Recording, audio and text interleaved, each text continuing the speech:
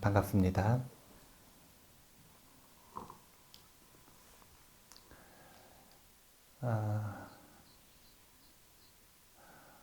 오늘은 내일 원래 일요법회인데 일요법회 날 제가 탁구 대회가 있어서 대회를 나가야 되는 관계로 급하게 일요법회를 취소를 하고 토요일 날 원래 법문 안 하는 날인데 특별히 공지도 없이 이 법문을 하게 됐습니다. 오늘은 그 사람들에게 있어서 되게 중요한 문제 중에 하나인데, 그 문제가 뭐냐면 왜 그런 표현 쓰잖아요. 자존감이 높다 낮다. 그래서 자존감이 높다라고 하는 것이 어떤 의미인지에 대해서 오늘 이야기를 해드리려고 해요. 먼저 예화부터 하나 이야기를 해드리고 시작을 할게요. 미국의 20대 초반에, 이제 20대 초반이면 소년은 아니고 처녀인가요? 처녀가 사고를 당했어요. 그래서 하반신 불수 판정을 받은 거예요. 그리고 재활병원에서 불가능하다 그랬어요. 재활 불가능하다고. 재활 안 된다고. 그런데 이 처녀는 본인이 재활이 될 것 같은 거예요. 될 것 같다라는 믿음이 있는 거예요. 그래서 진짜 열심히 했어요. 안 된다고 하는데도 진짜 열심히 했어요. 그 재활 도와주는 선생님이 요구하는 것보다 더 열심히 한 거죠. 왜냐면 어차피 재활 도와주시는 선생님은 안 된다고 생각을 하니까요. 어차피 안 된다고 생각을 하니까. 그런데 된다는 생각을 버리질 못하니까 어쩔 수 없이 사실은 도와주고 있는 거예요.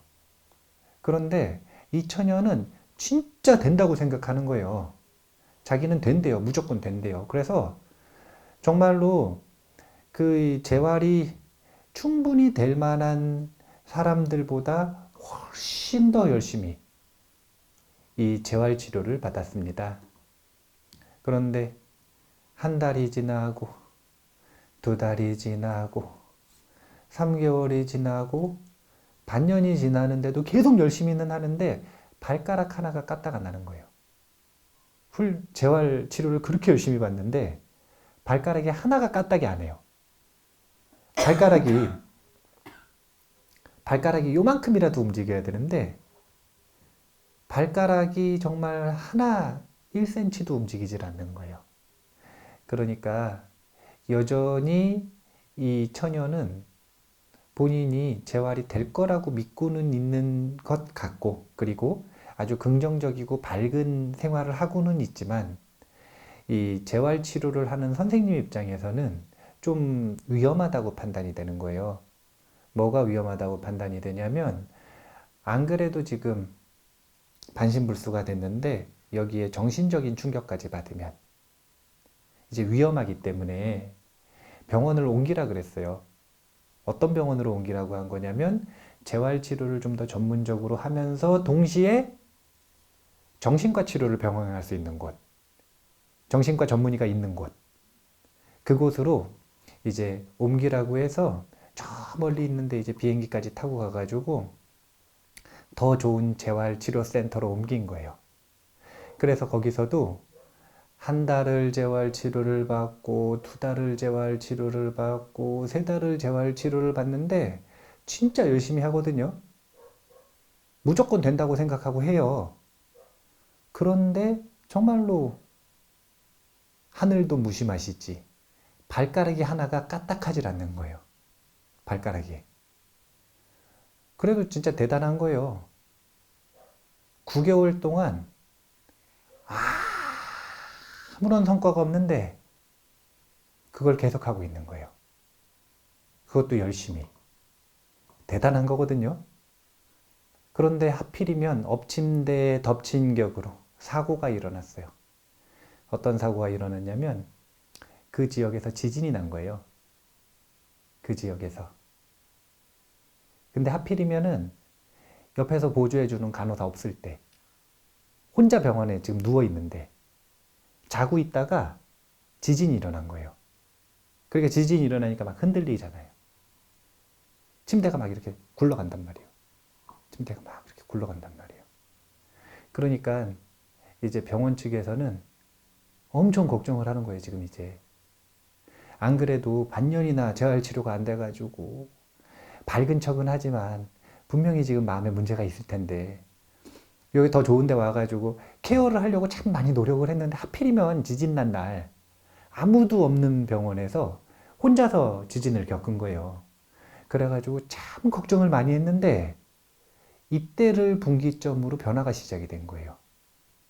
갑자기 그날부터 발가락이 움직이기 시작하는 거예요. 그러더니 갑자기 재활이 엄청 잘 되기 시작하는 거예요. 실제로 재활 효과가 일어나기 시작하는 거예요. 지진 난 날 도대체 이 처녀한테는 무슨 일이 있었는지 모르겠어요. 갑자기 그날을 기점으로 다 불가능하다고 했고 본인만 가능하다고 생각을 하는데 본인만 가능하다고 생각했어요. 사실은 다 불가능하다고 그랬어요. 근데 포기를 안 하니까 해준 거예요, 그냥. 정신과 치료 같이 하면서. 근데 9개월 동안 진짜 발가락이 하나도 까딱 안 하다가 그날 갑자기 지진 겪고 나서 갑자기 재활이 되기 시작하는 거예요. 무슨 일이 있었을까요? 혼자 있어가지고 사실은 병원 측에서는 물어보기 전에 몰랐어요. 무슨 일이 있었는지. 근데 물어보고 나서 알았거든요. 무슨 일이 있었을 것 같아요. 혼자 있었. 네, 혼자 있었어요. 그래. 근데 이제 나는 의혹에 아무도 도와주는 사람이 네. 없기 때문에 네. 자기만의 할 수밖에 없다니까. 네. 그렇게 안간힘을 안 썼겠으니까 모든 아, 그러니까 지진 나서 죽을까봐. 예. 아, 죽을까봐 안간힘을 썼다. 죽을까봐 안간힘을 썼다. 자다가 얼떨결에 자기가 아픈지 잊어버리고 지진 나서 깜짝 놀라서 일어난 건가요? 깜짝 놀라서 일어났다. 안간힘을 쓰지도 않았고 깜짝 놀라서 일어나지도 않았어요. 어떤 일이 있었을까요? 했을 것 같네, 그러면. 기도를 하면은 갑자기 하반신 불수가 일어나나요? 그런 일이 아니에요. 그런 일이 아니에요. 지금 보면은 자존감이 높다라고 하는 게 어떤 의미인지 성향이 지금 나오고 있어요. 예, 목숨 걸고 하면 된다부터 시작해서 얼떨결에 됐다부터 시작해서 기도를 하면 된다. 예. 또 어떤 예측이 가능하세요? 그냥 된 거니까. 그때부터 그냥 받아들이는 거예요. 그냥 받아들인다. 지금 예측이 불가능한가 봐요. 예측이 불가능한가 봐요. 혹시 지진 나서 움직이니까 네. 착각한 거 아닐까요? 왜냐면 계속 오랜 동안 네. 몰두해 있었잖아요. 네. 자신의 몸과 마음에. 네. 그러니까 그 사람은 명상이 뭔지 모르는데 네. 그 상황을 오래 일반 명상하는 사람보다 더 많은 시간을 아마 거기다 투자했기 때문에 네. 누워있을 때 그 현상이 좀 달라지는 경험을 했을 것 같아요. 네. 움직이니까 자기가 움직인다고 생각하는 거. 네. 근데 이제 이 해석이 너무 복잡해가지고 해석이 너무 복잡해요. 그러네요. 이 친구는 되게 간단한 이유인 거예요. 자다가 이렇게 하반신 불순데 이렇게 잠들어 있어요. 그럼 지진 나면 바로 알 수도 있지만 모를 수도 있죠. 네. 아니 자는데 뭘 어떻게 알아요? 아니 일반적인 사람들 감각이 무디지 않고 정상적인 사람들도 없고 가도 모르고 자는 사람 있잖아요. 그렇죠, 있어요. 하물며 하반신 불수가 됐는데 바로 전까지 정말 애써가지고 재활훈련 받아가지고 지쳐서 쓰러졌는데 아니 자다가 뭐 지진 나가지고 뭐 뒤집어진 것도 아니고 무너진 것도 아니고 그냥 침대가 좀 흔들리다가 조금 움직인 정도로 가지고는 지진 난 줄 모르는 거예요. 옆에서 오히려 간호사가 있으면 호들갑을 떨어가지고 지진 난 줄 알았을 텐데 지진 난 걸 몰랐던 거예요.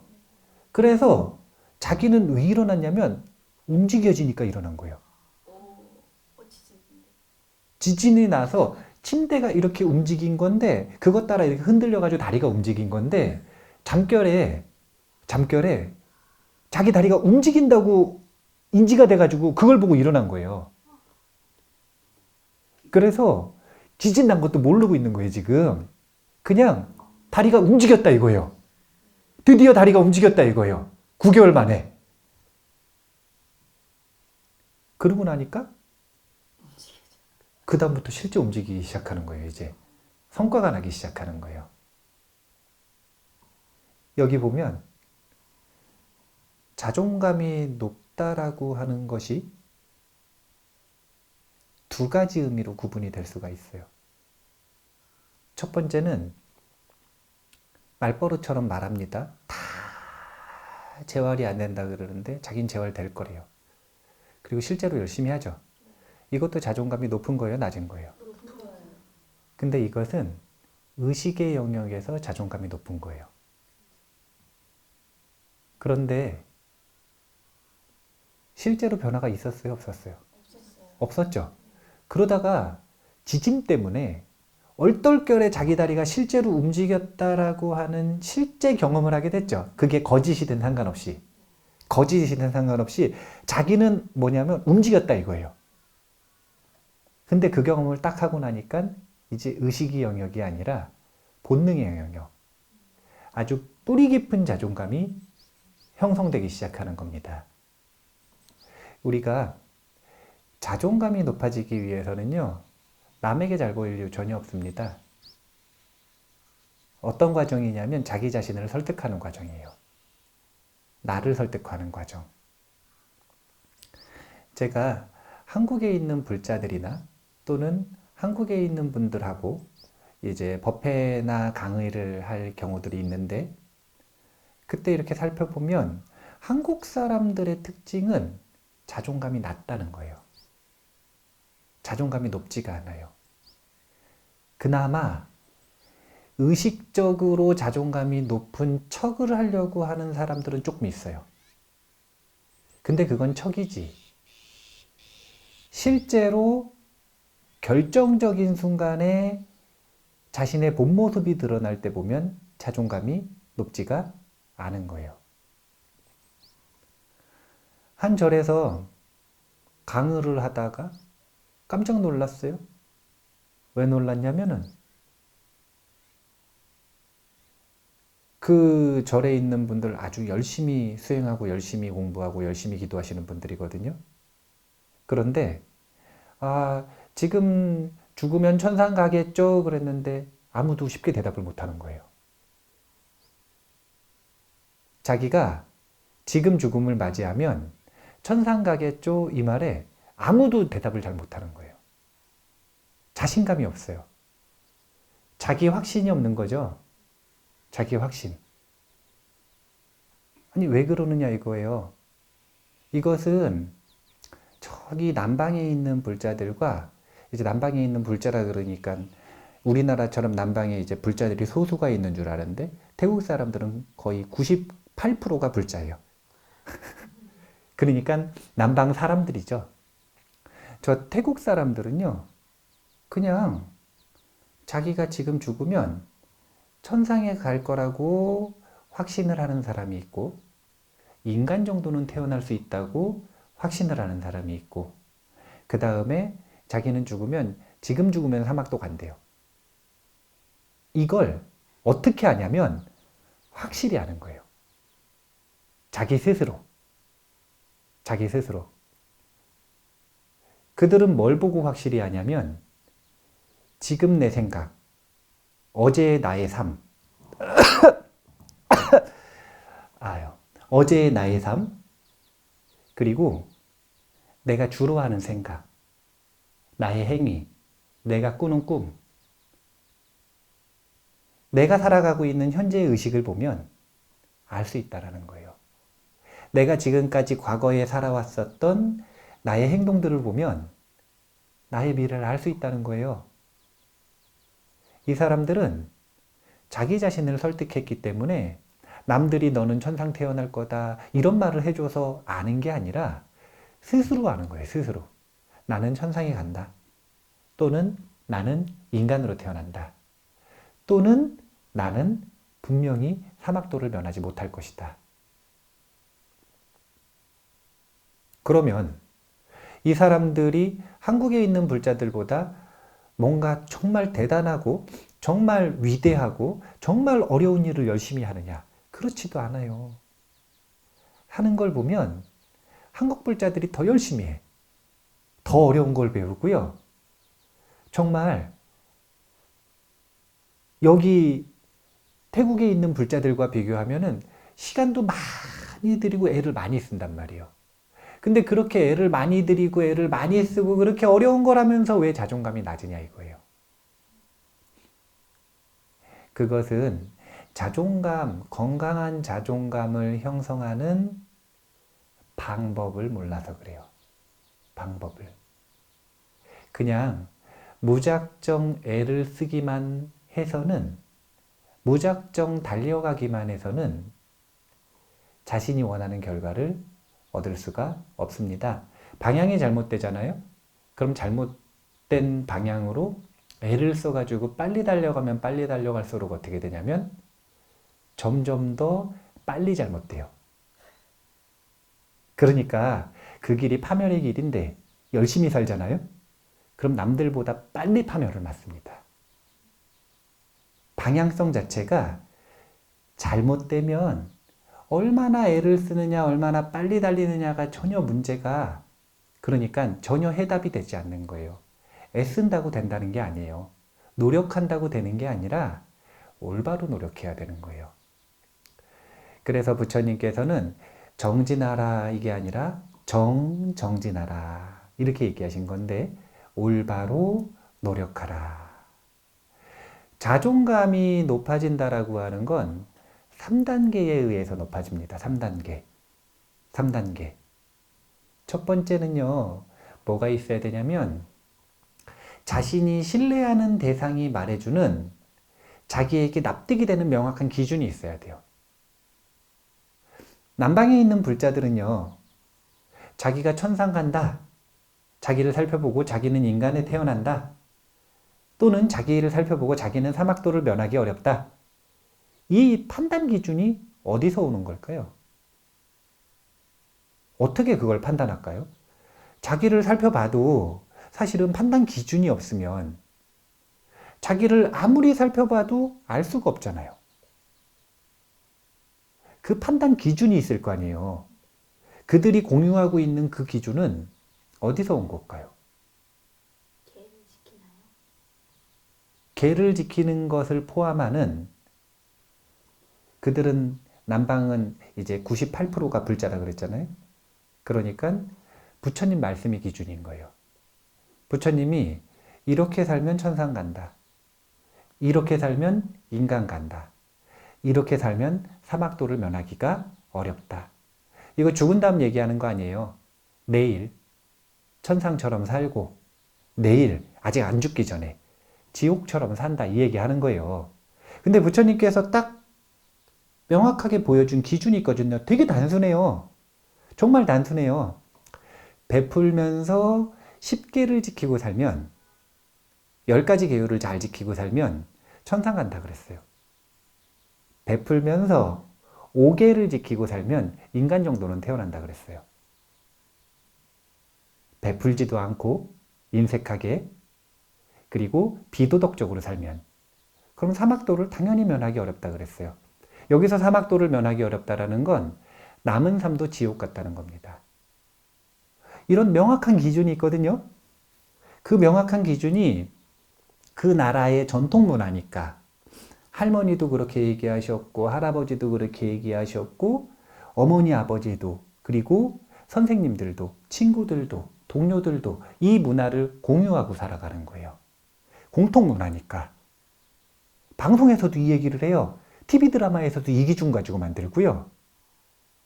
거기는 TV 드라마 보잖아요. 스님들 되게 자주 나와요. 스님들이 살아가는 코미디 프로그램도 있어요. 절에서 스님들이 살아가는데 그 살아가는 모습에서 재밌는 것들을 에피소드를 가지고 TV 코미디 프로그램을 만들었어. 시트콤처럼. 예. TV에서 일반 드라마에서요. 툭 하면 스님들 여기 앉아 계시고 저희 TV 속 남자 주인공, 여자 주인공 여기 무릎 꿇고 앉아가지고 법문 듣는 장면이 계속 나와요. 툭 하면 나와요. 툭 하면. TV 드라마 속에서 남녀 주인공이 또는 남남 주인공이 또는 여여 주인공이 주인공들이 마음의 갈등이 있잖아요. 그럼 누구한테 찾아가서 묻냐면 스님한테 찾아가서 묻는 장면이 나와요. 그러니까 문화가 그것들을 기억하고 공유하기가 너무 좋은 문화잖아요. 그러다 보니까 그들에게는 철저한 기준이 있는 거예요. 뭐냐면 붓다에 대한 신뢰로 붓다의 가르침에 대한 명확한 기준을 정확하게 기억을 하고 있고 그것을 잊지 않으니까 자기를 살필 때 자기를 그 기준 속에 넣어가지고 살펴보는 겁니다. 첫 번째 단계는요. 자존감이 높아지려면요. 자존감이 높아지려면 어떻게 해야 된다라고 하는 정확한 가르침을 신뢰하는 가르침을 신뢰받을 만한 가르침을 믿는 마음이 필요해요. 그래서 자기의 세계관으로 받아들이는 과정이 필요해요. 아무리 자기를 살펴봐도요. 비춰볼 데가 없으면 자기를 올바로 볼 수가 없습니다. 올바른 거울이 있어야 자기를 비춰볼 수 있는 거예요. 자기를 자주 비춰봐야 되는 이 화장 많이 하는 분들은 좋은 거울이 있어야 된다 그러대요. 화장 안 하시는 분들은 거울을 있어봐야 무용지물이라 쳐다도 안 보고 이거 큰 거울로 사다 놔가지고 방 이만큼 차지해가지고 이거 버릴 수도 없고 이거. 그런데 자기를 자주 비춰봐야 되는 사람 같은 경우에는 그 거울이 아주 깨끗하고 예쁘고 그래야 자기를 비춰볼 때 마음이 아주 예뻐진다 그러더라고요. 신뢰할 만한 자기 마음에 드는 그런 자신의 삶의 기준이 되는 가르침의 거울이 분명하게 있어야 된다. 이게 자존감이 높아지는 첫 번째 단계예요. 첫 번째 단계.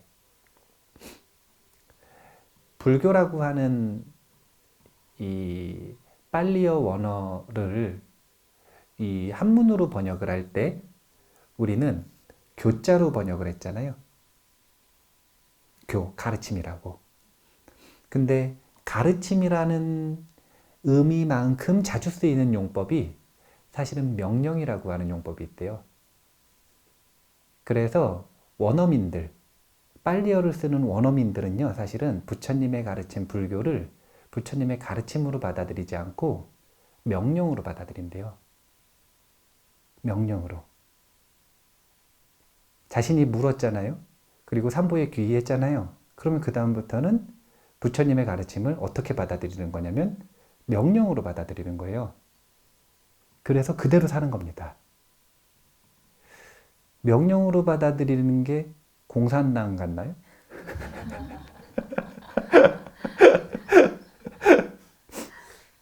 그 가르침을 신뢰하고 그 가르침을 자신의 삶에 이식하고 싶은 이들에게는 훨씬 자비로운 해석이에요.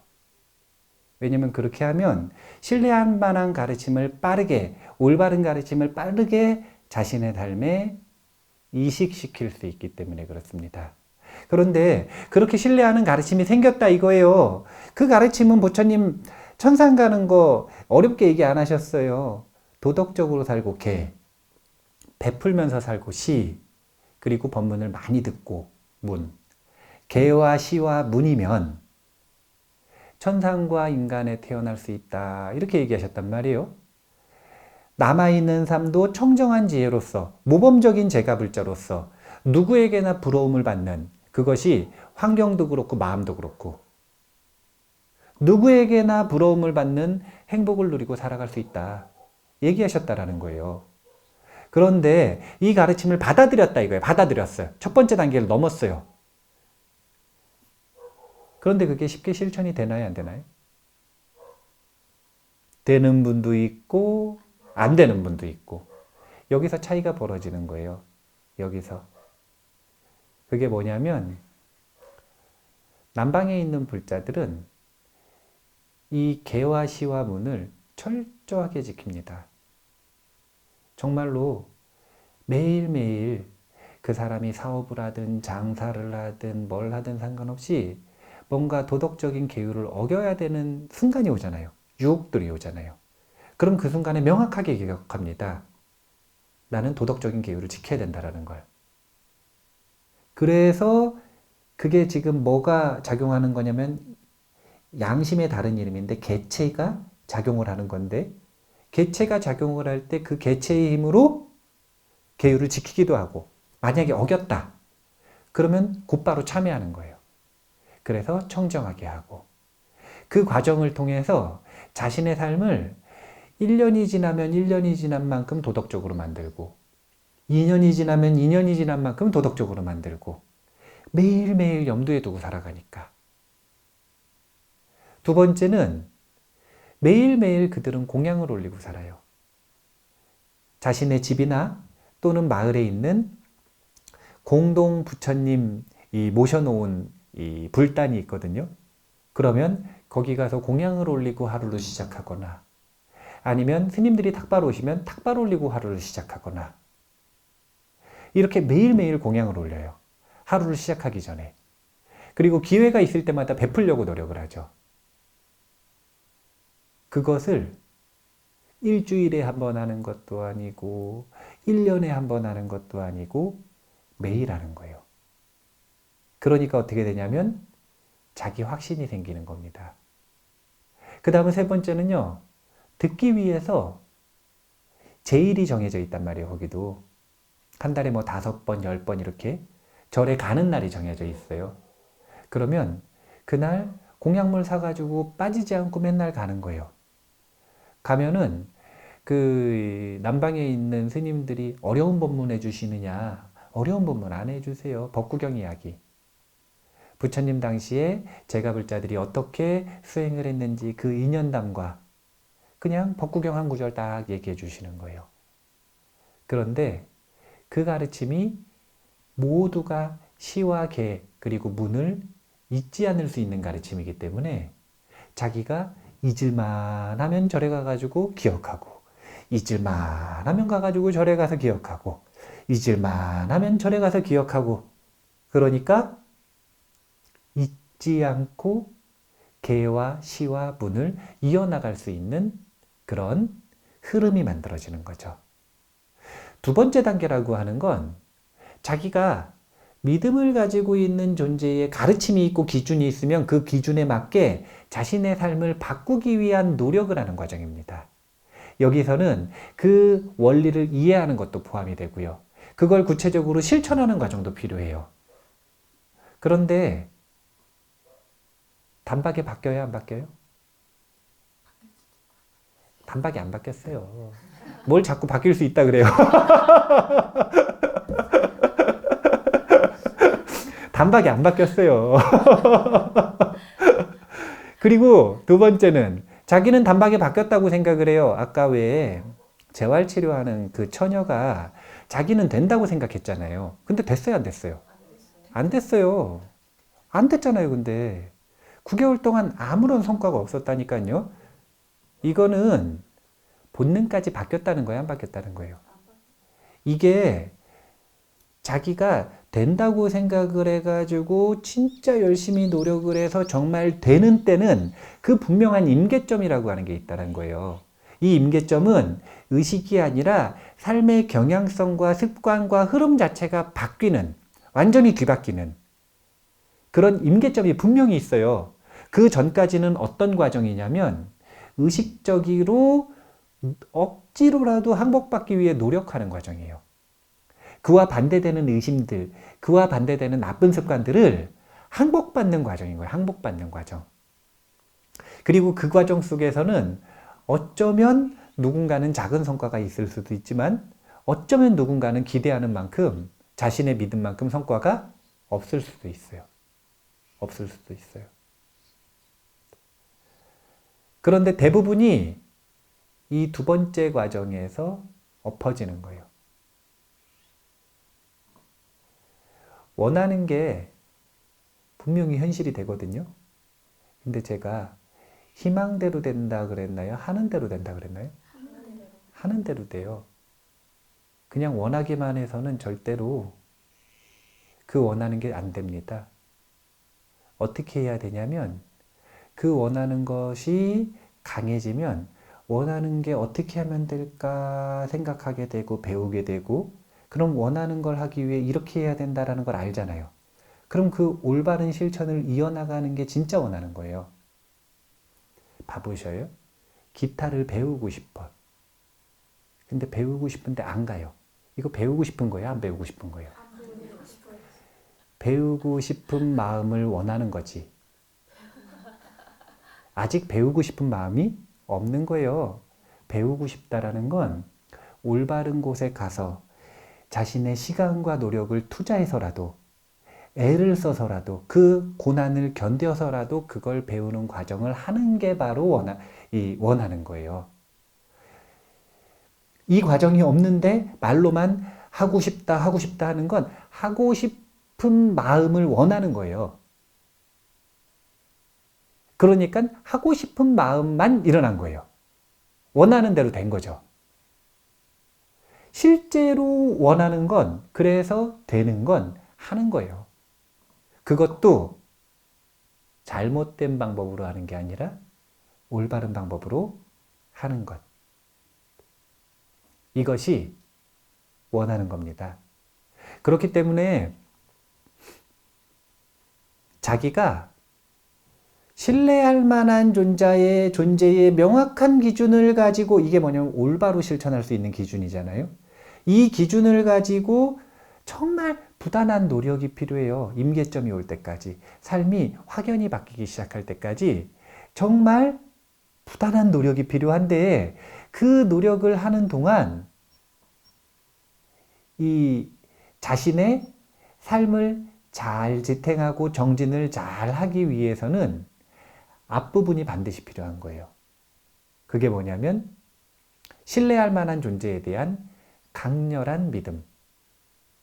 이게 없으면 대부분이 여기서 엎어진다는 거예요. 그래서 9개월 동안 열심히 했어요. 근데 그러다가 갑자기 지진이 나버렸잖아요. 그러니까 사실은 2000년은 조금 극단적인 상황이죠. 안 좋은 상황 아니에요. 하반신 불수가 된 거. 우리는 그 정도는 아니잖아요. 하반신 불수가 됐는데 일어나고 싶다는 걸 원하는 정도는 아니잖아요. 그냥 내 마음 좀 더 편했으면 좋겠고 내 삶이 조금 더 가치 있고 의미 있게 변했으면 좋겠고 환경이 조금 더 좋아졌으면 좋겠고 이 정도 아닌가요? 예, 그러니까 수능 빵점 맞는 친구 서울대 보내고 싶은 거 아니잖아요, 지금. 수능 빵점 맞는데 서울대 보내려면 임계점까지 정말 노력을 많이 해야 돼요. 정말 노력을 많이 해야 돼요.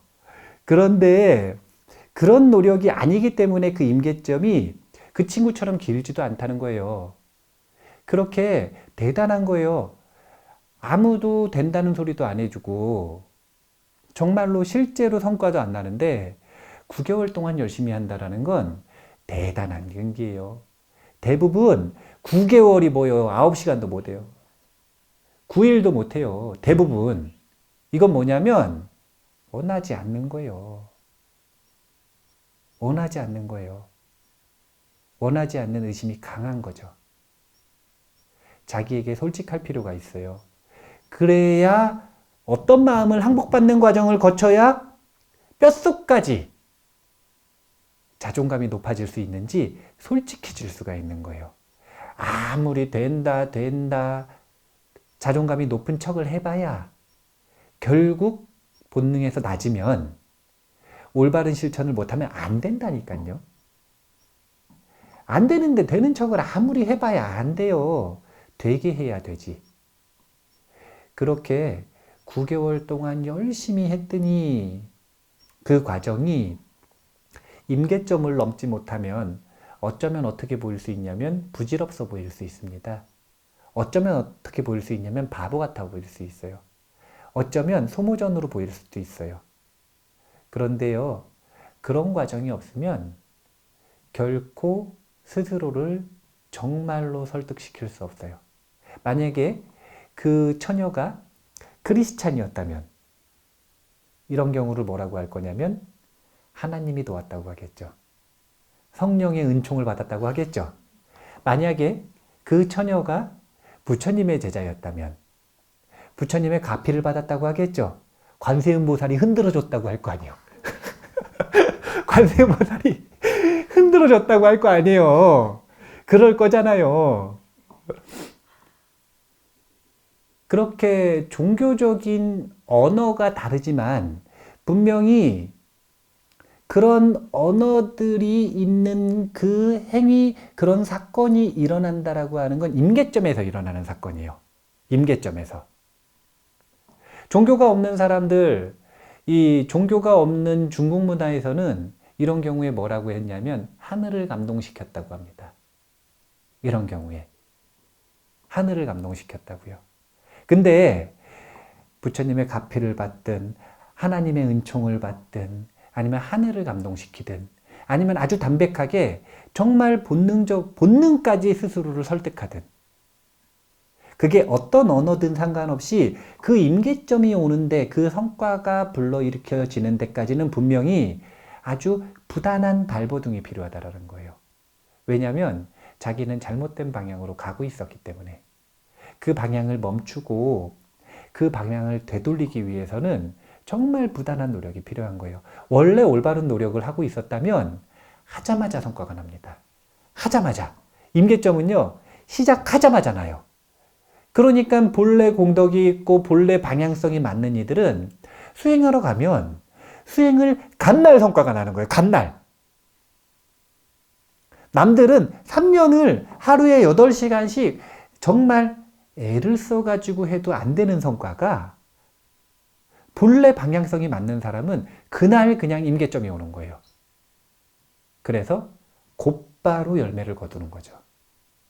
근데 그 전까지는요, 정말로 신뢰할 만한 믿음의 대상이 주는 가르침을 기준으로 해서 그걸로 자기 거울을 삼아서 비춰보면서 끊임없이 그 거울에 안 맞는 방향들을 바꾸기 위해 아주 애를 쓰고 그렇게 하다가 임계점에 도달했을 때 정말로 자신의 의식과 무의식을 내 마음과 상대방의 마음과 하늘의 마음을 종교에 따라 믿음의 대상의 그 마음을 움직였다라고 표현을 하는 거예요. 그렇게 했을 때 원하는 일이 성취가 된다. 원하는 게 작으면요, 이렇게까지 애쓸 필요도 없어요. 근데 대부분의 불자들이 입버릇처럼 깨달음 얻고 싶다 그러는데 얼마나 애를 써야겠어요. 얼마나 애를 써야겠어요. 그러니까 자존감이 낮은 거예요. 애를 써도 임계점까지가 너무 기니까 항상 자기는 죄인이라 잘 못하는 것 같은 거예요. 항상 자기는 부족해 보이는 거예요. 그러니까 부처님 당시처럼 제가 불자들은 이 깨달음에 대한 욕심 좀 버리고 부처님 당시에처럼 천상처럼 산다, 천상의 길을 간다, 이런 조금 더 임계점이 빨리 오는, 자기를 조금 더 빨리 설득할 수 있고 자기의 자존감이 조금 더 빨리 오를 수 있는 조금 낮은 목표를 스스로를 기준으로 삼을 필요가 있어요. 남방이 주관적 행복지수가 사람들이 높은 이유는 바로 그것 때문이에요. 낮은 목표, 그리고 그 낮은 목표를 위한 정확한 기준, 그것을 매일매일 실천하는 의식적인 과정, 그리고 어느 순간 본능까지 뼛속 깊이 스스로를 설득한 무의식의 동의, 이 과정이 빨리 이루어지는 거죠. 한국의 불자들은 안 그래도 수행도 어렵고 수행도 단순하지도 않고 수행도 복잡한데 원하는 것까지 높아요. 그러니까 스스로 확신을 가질 날이 언제 올지 모르겠어요. 영적 허영심이라고 합니다. 하는 건 적으면서 원하는 건 큰 거죠. 그러면 안 돼요. 스님들의 영역은, 수행자의 영역은 전문 수행자의 영역은 전문 수행자에게 맡기셔. 넘보지 마세요. 예. 넘볼 거면 제대로 하고 넘보든지. 예. 넘볼 거면 스님들처럼 다 버리고 온 삶을 투자해서 온 하루를 투자해서 온 삶을 목숨 걸고 그렇게 하고 넘보든죠. 그렇지 않으면 넘보지 마셔요. 그냥 천상의 길 가셔요. 그 길과 이 스님들이 가고자 하는 열반의 길이 다르지 않아요. 이 열반의 길 가는 게 서울에서 부산까지 가는 거라면 천상의 길 가는 건 만남의 광장 정도 가는 거예요. 예. 서초 IC 들어가가지고요. 만남의 광장 정도 가는 거거든요. 근데 만남의 광장 안 가고 부산 못 가요. 경부고속도로 타고서. 그 얘기는 무슨 얘기냐면 천상의 길 가는 것도 어차피 열반의 길 가는 거예요. 그런데 힘이 없고 시속도 느리고 기름도 조금 있어서 벌어가지고 조금씩 넣으면서 가야 돼. 지금 고속도로에서 쉬었다 가고 쉬었다 가고 쉬었다 가고 길도 잘 몰라가지고 옆으로 빠졌다가 뒤로 빠꾸 했다가 그러면서 가야 되는데 지금 저기 만남의 광장도 언제 갈 줄 모르는데 괜히 부산 그러다가 만남의 광장 지나가고서도 본인은 항상 부산은 먼 사람, 나는 항상 부족한 사람, 그렇게 자존감을 낮추지 말고 나는 중생이다 자꾸 그러지 말고 일단 천상의 길을 가는 거라. 가가지고 저기 어디요, 만남의 광장에 들어가셔가지고 거기서 커피 한잔 하고 호두 과자를 사 먹은 다음에 더 갈지 말지는 그때 결정하는 거예요. 더 가고 싶으면 그러면은 커피 마시니까 정신이 나고 호두 과자 먹으니까 힘이 딱 나잖아요. 그러면은 정신 차리고 힘내가지고 이제부터 더 빨리 가야겠다. 그래서 그때 넘보는 거예요. 그때. 최소한의 성과가 난 다음에 넘보라 이거예요. 천상의 길 정도는 스스로에게 명확한 확신을 준 다음에. 왜 그러냐면은요. 사람 죽으면은 10대 왕들이 와가지고 죽음의 염라왕이 심판을 한다 그러죠. 죽음의 염라왕이 누구냐면 바로 나예요. 내 무의식의 본능이요. 자기가 알거든요. 자기가 뭐 했는지 하나부터 10까지. 자기 양심이 알거든요.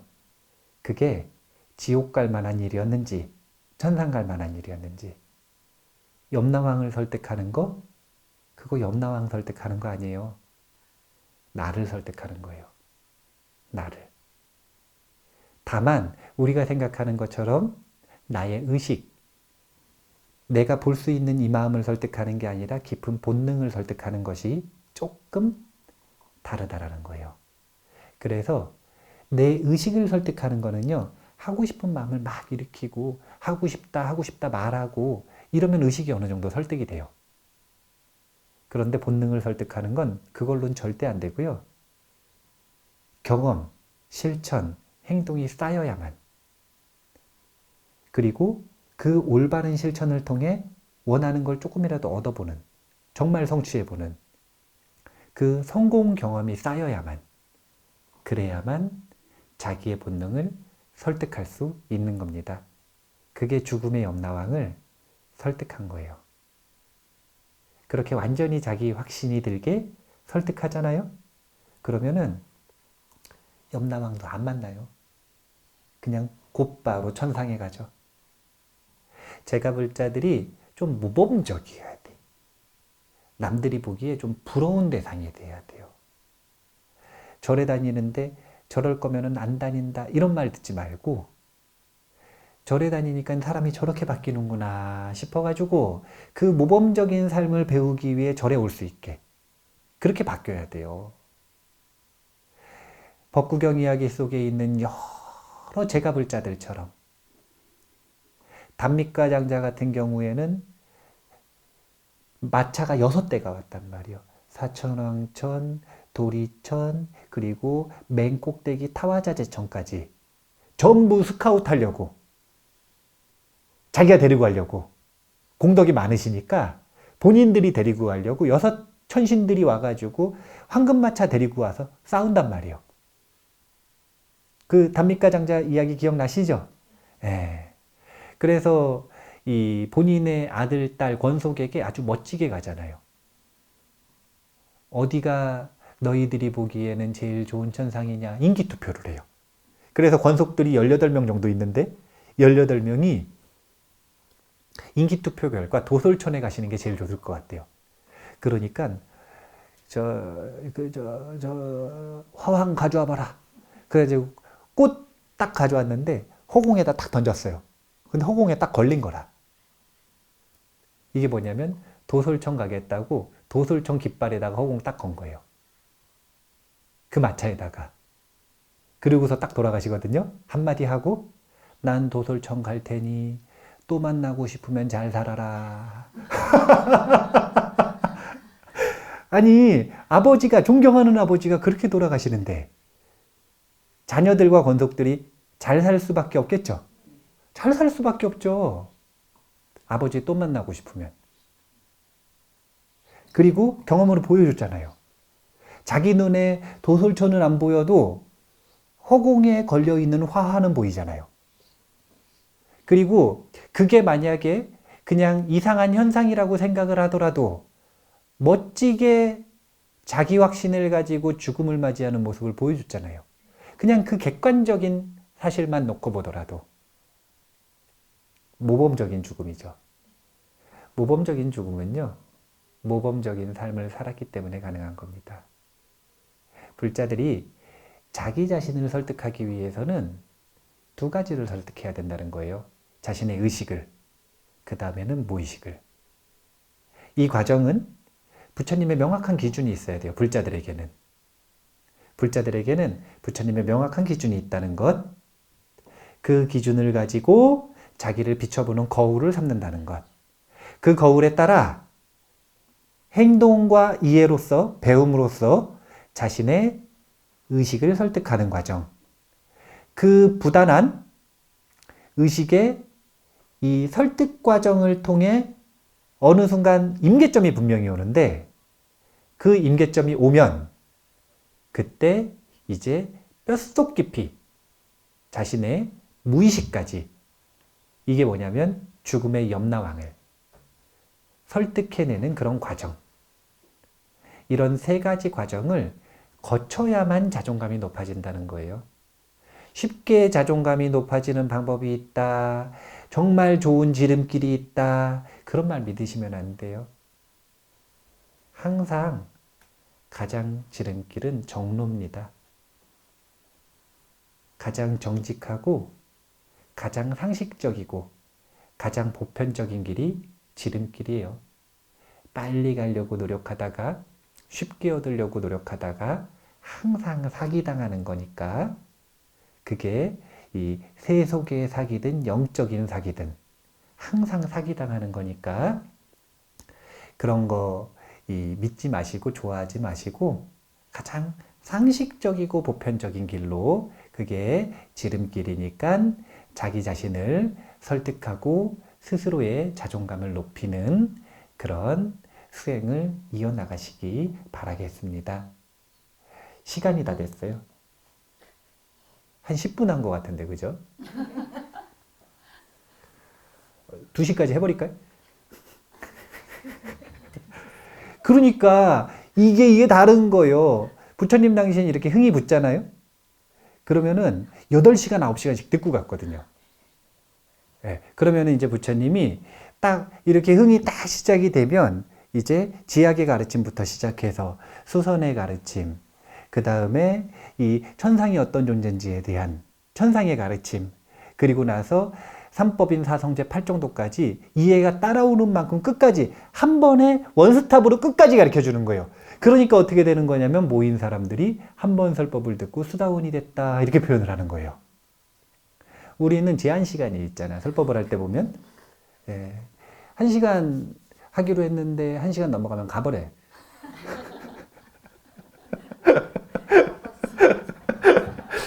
이어가지고 한 번에 쭉 하면은, 그러면은 한 번에 이해가 확 생기는데, 한 번에 믿음이 확 생기는데, 그 흐름 따라 쭉 하니까. 근데 맨날 이렇게 나눠서 하면은, 이 생긴 거 가가지고 다 잊어버렸다 다시 오고, 생긴 거 가가지고 다 잊어버리고 다시 오고, 그러니까 한 번에 하면 쭉 하면 될 거를 이제 10년을 해도 잘 안 되는 거예요. 왜냐면 왔다 갔다 도로아미탑을 계속 되니까. 어쨌든 이 제일 중요한 게 자존감이에요. 자기 자신을 중생으로 볼 것인가, 아주 미천한 중생으로 볼 것인가, 나는 안 된다고 생각할 것인가, 아니면 자기 본능 뼛속까지 철저하게 설득해서 내가 분명히 할 수 있다라고 자기 확신을 가질 것인가.